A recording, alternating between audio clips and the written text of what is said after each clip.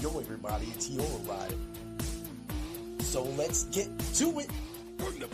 What's up, everybody? It's Heat Override, and I'm ready to bring the pain for you this week and Dr. Roto. If you haven't been over to the site, get over to the site right now. Use code word DOC and get a percentage off of your subscription. Just because football's almost done doesn't mean that we have other sports.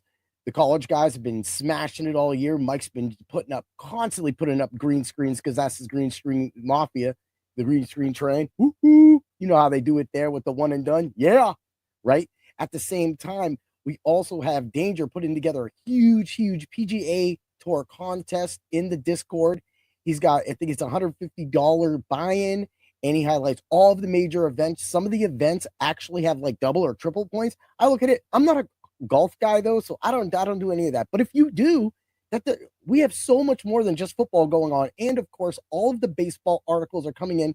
So Lou and the guys, Cam is doing a lot of off-season work. And of course, you got Trevor coming back, doing his thing right now. It's so many great things going on at Dr. Roto. In the NBA, we got bets hitting as constantly. We got right now, Fantasy Clown is making sure that there is bets in both the NHL, NBA, actually college channel, and the NFL channels. He's been kind of throwing in with me and Lou and all the other guys. And so now you're getting a plethora of bets and DFS lineups in the Discord only channel, the subs only. And at the same time, you're getting all the articles. How can you lose? But I know that we're here. This is the divisional round wrap up. So let's get to it. Of course, like I said, I went 2-2 last week with the Rams and the Lions losing. Unfortunately, I thought they both could get there. That's not what happened. The Rams were close. I'm just sad that I will not be able to see my team for the rest of the year. But hey, I hang my hat high. They did a lot better than a lot of people did. A lot of people didn't even have us win in the division. And I didn't think we might win the division either, but I did think we were going to make the playoffs as a wild card, maybe 7th seed or whatnot. We won the division. So that was a big step for us. Of course, with Stafford getting up there, his future looking bleak. He might retire, and the Rams really don't have any other options with Garoppolo being a free agent this year. And Stetson Bennett really getting no work. I mean, he's been really weird. It's been like he's on the team, off the team, kind of away on it. It's not even worth to talk about right now. We'll have all that covered. But let's just start it off with the first game of the week. Chiefs beat the Texans 23-14 in what they call was Refamania or Phlegomania.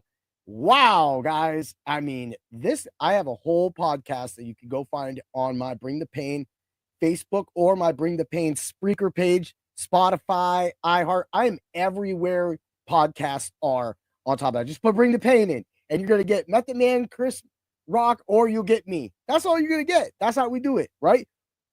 Bring the pain. Ooh, yeah. He was coming sooner or later. So I held off. So we get back to it. So, again, a lot of my thoughts were, first call was kind of borderline. The way Mahomes almost flopped and almost drew that flag and that dead silence, like I got a sick feeling in my gut. And if I'm watching your product, NFL, and I'm getting a sick feeling when Mahomes gets that little light push and he flops on the ground and you see that, I think it's starting to start finding people. They find soccer players. They find NBA players now. That's what needs to be happening. And if they flop, give them one ejection point too, or whatever. Give them a fair warning, and the next time they're out. You can't have that. You're going to hurt the product of the game. Me for a defender, crack the shit out of him. But at the same time, they're trying not to. He held up, and then you've seen how Mahomes kind of did what he did. But on that second play, Mahomes is clearly a runner, and Troy Aikman's broadcast, definitely, you can hear him. He was disgusted. Disgusted. If you have an NFL Hall of Famer like that, Super Bowl champion quarterback like that, saying that, he knows that that's a rim job, NFL, and you need to stop. So you need to clean that up, or you need this reffing crew should not be reffing next week or in the Super Bowl if the Chiefs make it. I don't think they're making it. So let's get to it. So we'll move to the Commanders stunned the Lions. Literally, there was that moment where the Lions were just taking the game over, moving the ball at will, and they did the whole game. And then the Commanders kind of just ran past them real fast. And then the Lions started doing screwy stuff like that triple reverse with Williams throwing the ball. You guys had Jared Goff was like, look, guys, I keep turning the ball over. Can we have somebody else turn the ball over? Jared, is that what you did? But now you're kind of seeing why the Rams and McVay moved on from Goff. He's a great quarterback, great system quarterback, gets the job done. He can beat the rush. He proved the last 2 years, Goff has proved it. The defense was a little shambles. It wasn't shambles, though, with, losing Aiden Hutchinson and the other key factors that they've lost. But just Aiden Hutchinson, that heart of that defense, you're not going to score 45 points on that team like that when Hutchinson's out there rushing the passer. It's not happening. But what we saw was a star was born. We saw Jaden Daniels take that next step and keep that smile on his face, because right now he's loving this game. Right now he's having a great time until he has to play the Eagles again. So we'll get to that. The Eagles barely escaped the Rams in a snowstorm. Man, all I got to say is the game was close. The Rams could have won that. The false start really killed us. It was 3rd and 2, and then, of course, the sack happens, and then we're chucking balls, and we're losing. Look, the fact is, when that snow kicked up, the Rams started fumbling snaps. The Rams started fumbling hand exchanges. Williams was fumbling. It was a disaster, and it took them all the way until that end of that fourth quarter, middle of the fourth quarter, before they kind of got their heads out of their ass and finally played some football. That really did let Philly off the hook, because at that point, Philly looked like they were just going to go away after that Saquon Barkley's second touchdown. It was like, oh, there he goes. Bam, Rams done. Nope. Drove right down the field super duper fast and scored. So that again shows how powerful this Rams offense is. So going forward, yes, I wouldn't mind Stafford to come back, but we definitely need to start planning for the future. Because if we're not planning for the future, we're going to end up like teams like Miami. We're going to end up like teams like that, where we just don't have that backup quarterback. And once the starter goes down, there's no option, and we're just taking losses. This is 2025. Your team has to have a viable backup. And Miami should address that this year. But if they don't, it shows again why the great teams stay great and the bad teams stay bad. Speaking of great teams that stay great, Bills beat the Ravens 27-25 on a dropped 2-point conversion by Mark Andrews. Now, the Bills had been controlling the Ravens for the most part in that game. And this was one of the rare times, other than like when the Ravens came out and got the game close with that after halftime, they stopped the Bills and then went right down with King Henry and scored that touchdown, put him at 17 points. When they did that, that showed that they can move it. They did that again at the end of this game. So they had that thought, they had that process. They did have the killer instinct. And people are already like, well, look at Lamar Jackson. He's got a losing record in the playoffs, and he doesn't throw many touchdowns, and he throws interceptions and blah, blah, blah, blah. Guess what? The last thing I remember of Lamar Jackson doing is driving his team down the field, scoring a touchdown, and throwing the pass to his star tight end who dropped it. That's all, man. It happens. It's what happened to the Rams, except the Rams dropped way, way, way too much. I mean, the whole when they came right out and first down, we got Higbee, I think it was, dropped his pass. Yep, he was wide open in the middle of the field. And then Puka dropped his pass, and he was wide open for the first down. It just, again, they draw passes. It's cold. The weather does take effect, but that Bills game was kind of clean. So that's on Andrews. Things happen, and that is why they play the games.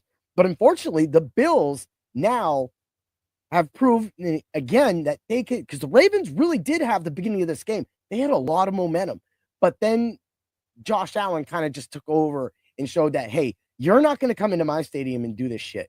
So he definitely showed why he should be the NFL's MVP, and was a future bet on my article earlier last year.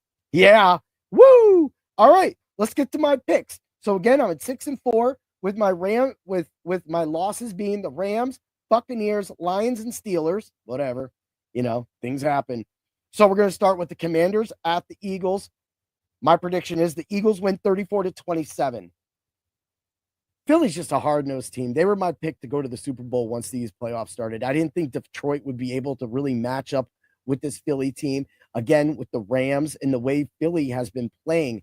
And Green Bay and the Rams defenses really was a big challenge for the Eagles. And a lot of people are forgetting the Eagles can put up a lot of points. And Saquon Barkley's practically doing it himself. He's unstoppable right now. This is why this Eagles team has a chance to win the Super Bowl. I am a huge Saquon Barkley fan, being a Penn State alum. We are Penn State, of course. You know, that's my team. So I followed Barkley all his years, and of course the bad years with the Giants, but now he's got a team that he flourishes with, and they are flourishing, and they are giving him the ball. They kept him fresh, man. That's why he didn't care about beating Eric Dickerson's record. That game, he got to get that game off, and he feels good. And now he's running like a madman down the field, and we're having good fun watching it and making money off the bets. And again, it didn't even matter what was going on with the rest of the offense. That's all they needed. And Philly is definitely going to hold and defend home field and win this game and go to the Super Bowl.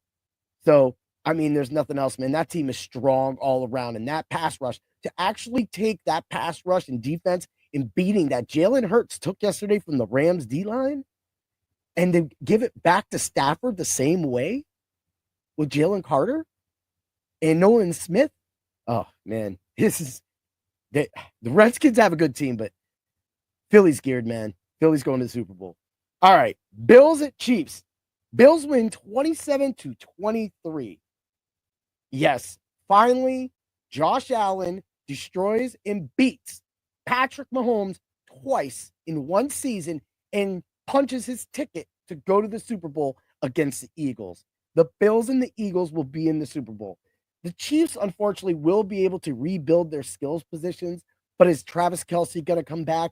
If he does come back, I still like what I see with Noah Gray, and I think that you can definitely get a serviceable tight end. Maybe you can trade for Mayer in with the Las Vegas Raiders, you know, because right now with Brock Bowers there, they don't really need Mayer, but Mayer got a lot of work at the end of that season when both of them were healthy. So having two tight ends that were really good like that, and the best tight end of both drafts practically, well, of course, Bowers after his record-setting year, it's just one of those things that just goes together.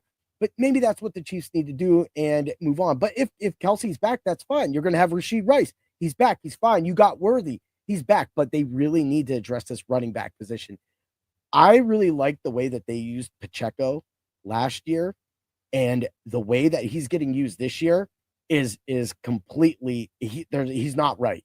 You can tell he's not right, and Kareem Hunt is kind of exhausted at this point because he was brought in mid-season, and you know he got a lot of run at that time, so you know he's sore.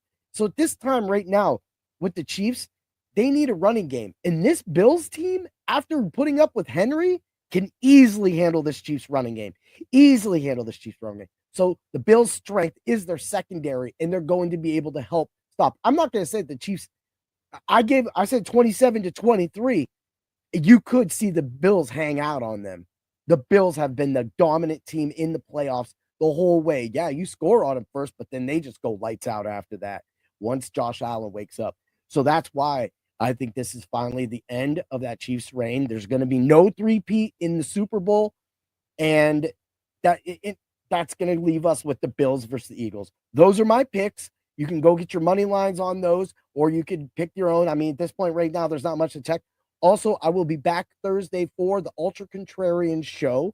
I will have my lineup plays. I won. Both of my lineups won this week. So it was a great week. So that moves up my overall rankings and everything like that for another great year. 2 great years tracking it, doing the best I can for all of you pain bringers and subscribers and people in the world. Oh, yeah.